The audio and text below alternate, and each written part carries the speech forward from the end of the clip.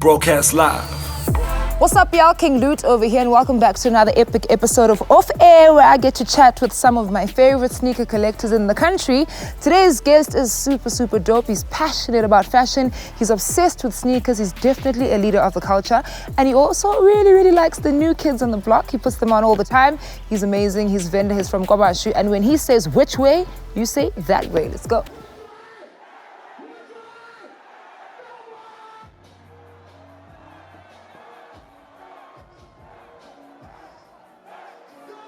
Ricardo Mercado, commonly known as Riky Rick, is a South African rapper, songwriter, actor, and overall entertainer. Hailing from Kwamashu in KwaZulu-Natal, he exploded into fame in 2014 through his hit singles Amantombazane, Nafukwa, and Boss Zonke. His love for culture does not just end with music. Riky Rick has been able to successfully expand his brand into fashion, and today we find out what makes him happy. I mean, I need to travel. If I don't travel, I really get like a bit depressed, there's a lot of depression that comes. His controversies. We're not letting it happen. We're not letting it happen. By the way, did you ever apologize to the kid you put on blast for wearing the fake shoes? Apologize? Yeah. No. His collection. Let me show you. So I'm gonna take you now, I'm not done yet. Uh-oh. And of course, his sneaker cleaning routine. Yeah, that's some good I pretty much clean all my shoes, like... All of them? Yeah, I feel like cleaning your shoes is part of respecting your footwear.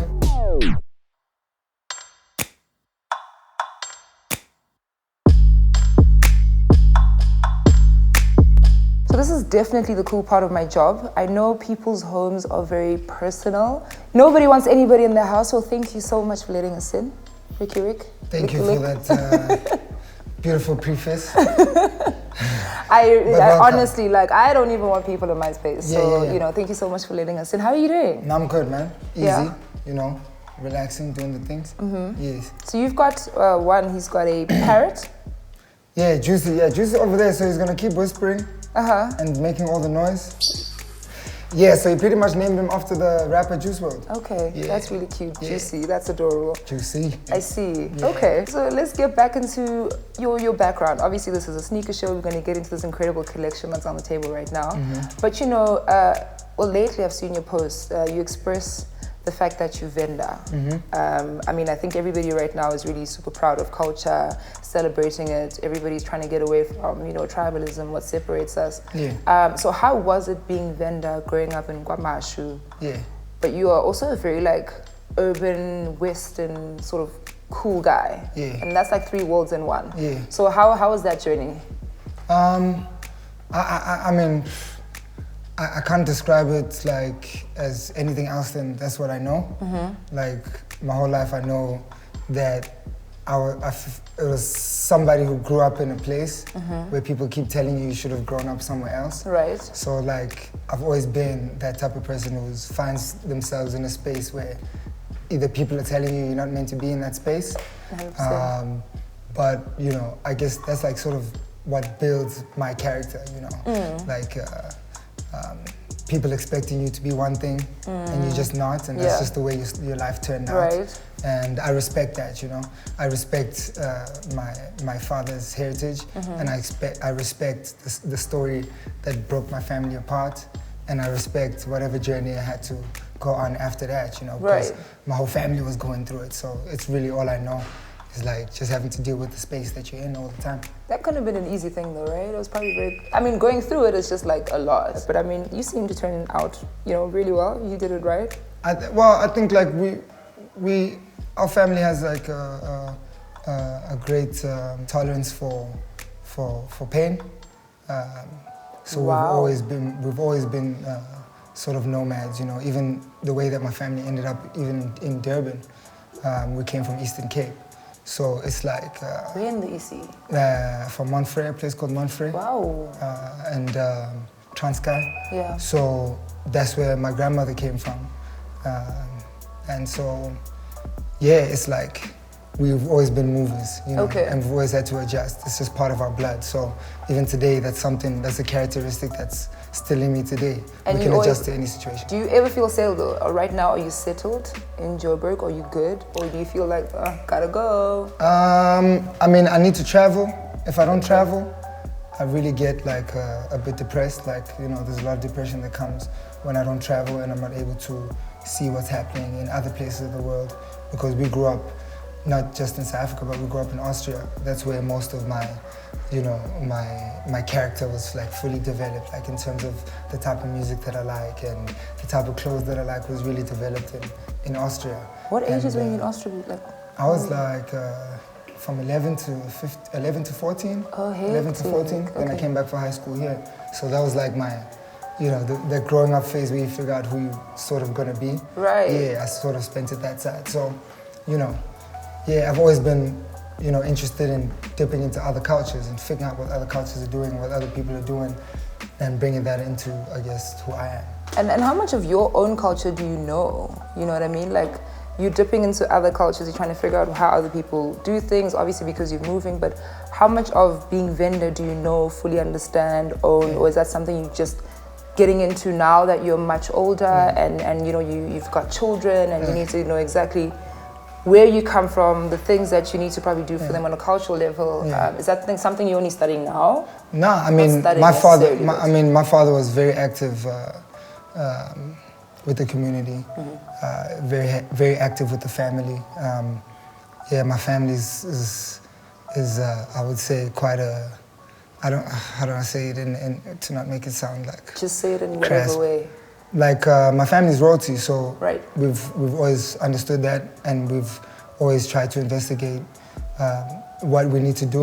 Okay. Unfortunately, when my father passed away, there was sort of like a split, you know, between myself and my brothers and our Venda heritage, which is something that you really have to fight to get back, and it doesn't help that you don't know the language, you know. So it's like it's going to be an ongoing journey. It's always been like. It's always been something that's on our brains, like how do we reconnect with our Venda side, because, you know, the stuff that my great-grandfather did, you know, is written in history books, you know. And so, yeah, you know, we have responsibility. Every time you speak about your family, you have like a smile.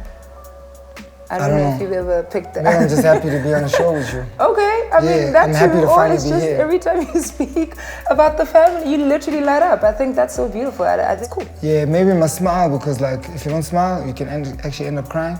So actually you need to smile sometimes, because you actually end up. That definitely got dark really quickly. Yeah, definitely. Yeah. Yeah. Okay, let's you end up crying. Yeah, you end up crying.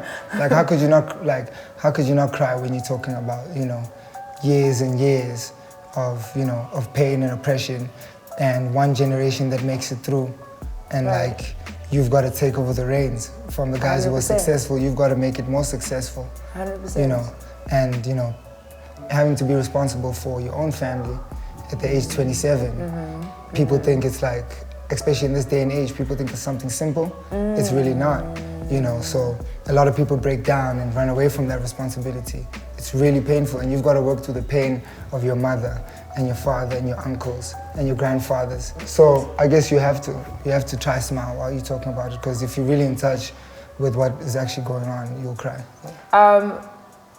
Shu, when you say 0 to 0, what have your zeros been? My zeros? Yes.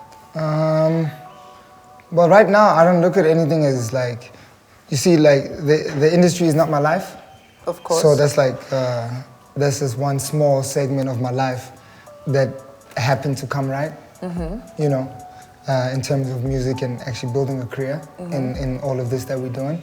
That's like really a small part of my life. And I look at it as just being able to eat part of my life, being able to have a job part of my life, you know.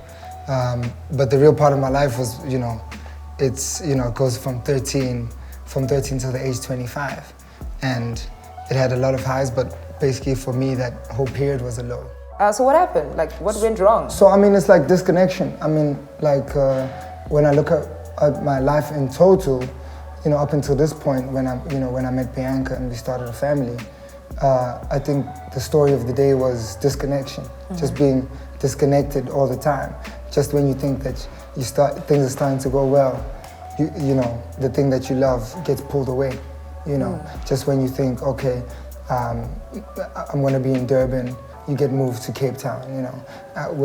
When you're in Cape Town, you just find your group of friends and people that you think you're gonna be with for the rest of your life. At an early age, you know, it's painful for kids like a standard 1 kid or sub-B kid to think they have this group of friends in this community, and then you get told, no, you have to move schools. Something as simple as that, you know. And then you try to do that like 6 times before you turn 10. It's hectic, you know. For anybody who grew up in a broken home, I guess they've maybe gone through a similar thing of moving up and down and having to like, I'm living with my mother, then I'm living with my father, and it's like a year, and then 6 months, and then it's back and forth. So it was going through a lot of that, and then to have to move overseas for me was the most painful thing because, you know, leaving my father behind, and it's someone that I love dearly, but you think you're leaving because they don't want the responsibility maybe of being with you or having to take care of you, you know. So all of my brothers, we all left when we went to Austria. All of my brothers left. It's 4 kids. I was literally about to ask. Yeah, so it's 4 kids, and my older brothers from my mom and dad, and my 2 younger brothers are from my mom and her new partner at the time. So we basically all left. So, you know, there was that sort of somber feeling of like, damn, like, you know, where are our dads? You know what I'm saying? Yeah. That's when it started really hitting us, like making us think about that stuff. So it's being constantly disconnected. And then when we were in Austria, we finally got comfortable with what life can be and can become, you know. Anybody who's grown up in a European city, a lot of people that I've spoken that have grown up in European cities coming from the environment that we came from in KwaMashu, like the reason why we left KwaMashu at the beginning was because of, you know, violence and unrest and the whole situation. And moving to a European city feels like paradise. You know? You can walk in the streets, you know, at 10 years old, you're taking the bus by yourself, you know, going to school by yourself, you know. It was a completely different environment, and I'm talking about like moving through the city. I'm talking about like 40-minute buses, you know, and walking through the city and, you know, going to the skate park and, you know, mingling with kids that are even older than you and feeling completely safe. It was something that we weren't used to, and we really felt like, wow, this is home, you know. And then, you know, one day it's like, we have to come back, you know. And my older brother actually stayed for quite a while after. He stayed by himself, which was crazy. And the rest of us came back. How old is he when he stayed alone? He was like 17. Wow. He was like 17. And he decided to stay extra, yeah. So, you know, it's just one of those vibes, yeah. So you come back to SA. Yeah. You probably definitely don't speak Zulu. No. Very little of it. Well, that's the thing. Not as good as the other kids. I don't even know why even. That's the thing, because with us, my grandmother always made it a point to always speak Zulu to us. Okay, so cool. we always learned Zulu. Nice. Like throughout all the travels, we always learned Zulu. We never dipped into Xhosa or dipped into anything else. Our grandmother made sure that we could speak Zulu always, which is why we never got the Venda. The Venda never came to us because there was never anybody that we were ever around who spoke Venda to us or anything like that, you know. So coming back here, and coming back to when I went to a school called Brian Evan over here, and at Brian Evan it was like the moment where you can decide, okay, like I'm back home, like what is the vibe, like who are we gonna be, you know what I'm saying? Like we were faced with that decision early, and I was bringing hip hop from Austria. I was bringing back German hip hop. It was like a lot of boom bap. It was the golden era, so it was like we were bringing back all that hip hop. And my homies that I met here at the school, they were like, yo, we listening to Kwaito. And they introduced me to Kwaito, you know, at school here. And it was like probably like the biggest saving graces, you know, to be reintroduced musically to the music that the kids over here were bumping at that time. And we're talking about, you know, us missing, you know, we caught the early 90s, but it was like missing that big boom, that TKZ period. Hello, December. We basically missed it and we were overseas. Damn, I'm so sorry. When we came back, at least you caught up. When we came back, it was like this Kwaito thing that my parents used to get irritated at. when we used to bump the joints, was something that was accepted universally, and everybody at school was playing the joints. The parents would my dad had the Halloween CD, gave us the Halloween CD. It was something different, and that like opened us up. Like, damn, South Africa is actually really dope. Like TKZ made it dope for us to be back in South Africa, at least for myself. They made it like, yeah, it's dope to be back. I really hope you didn't think we'd just leave it at that. Pella, this is Riky Rick. He's the superstar, and what he says goes. The conversation continues, and this is what you can look forward to in part 2. I pretty much clean all my shoes, like All of them. yeah. I feel like cleaning your shoes is part of respecting your footwear. This joint right here, you might recognize this one right here. Slikour. Brought to you by Reebok and your bro, aka. The whole You're paying, thing. right? I am paying. The most expensive one. Yes. Please. Broadcast live